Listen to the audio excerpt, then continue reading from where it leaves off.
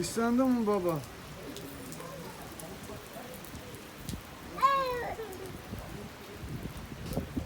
Yani şuradan şuraya geçeyim.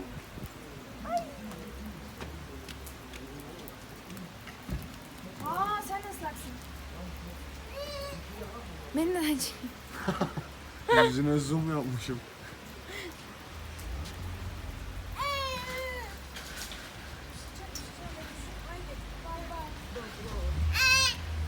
Her gördüğü arabayı baba yapıyor. Kaç. Araba geliyor. Kaç. Hop.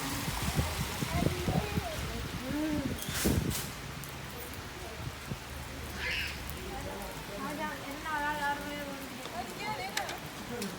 Bu havlular